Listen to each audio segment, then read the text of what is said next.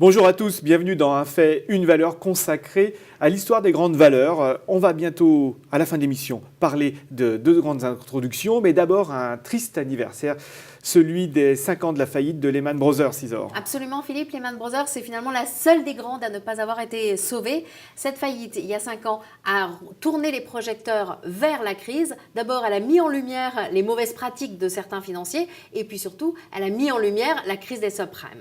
Oui, la crise des subprimes, c'est une crise qualifiée par les financiers comme plus importante que la crise de 1929. C'est une crise liée à des crédits hypothécaires eux-mêmes liés au prix de l'immobilier. Quand le prix immobilier a baissé, tout le système s'est gangréné parce qu'on avait titrisé justement, c'est-à-dire transformé en valeur mobilière et éparpillé un peu partout tous ces crédits hypothécaires. Bref, perte de confiance générale dans le système bancaire. Alors effectivement, pourquoi? Parce que tout cela était bien obscur à l'époque. Alors aujourd'hui, tout a été un peu plus réglementé, mais on n'a pas assez de recul pour savoir si ça suffit. En tout cas, côté bourse, le Dow Jones est plus haut qu'il y a 5 ans. Le CAC 40, lui, est revenu à ses niveaux d'il y a 5 ans. Donc on pourrait croire que c'est plutôt positif, mais le mal est tout de même fait. Et on le voit en France, les gens ont peur. Il y a beaucoup moins d'actionnaires individuels qu'il y a 5 ans.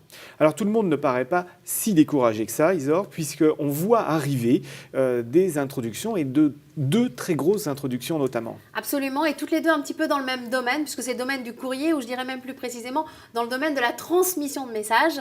La première, elle est jeune, elle a 5 ans, elle est 100% capitaux privés, elle est dans l'air du temps. Il s'agit de Twitter que tout le monde connaît, surtout les jeunes, enfin même les moins jeunes d'ailleurs, parce que Philippe, vous avez un compte, je crois. Oui, merci Isor. Je vais parler de la seconde, qui est la vieille. Elle a bientôt 500 ans, elle est publique. Elle va vraisemblablement devenir la plus grosse privatisation du Royaume-Uni. C'est Royal Mail. Oui, exactement. Royal Mail qui pourrait voir coter plus de 50% de son capital. Mais ça, Isor, on en reparlera dans un prochain Un fait, une valeur.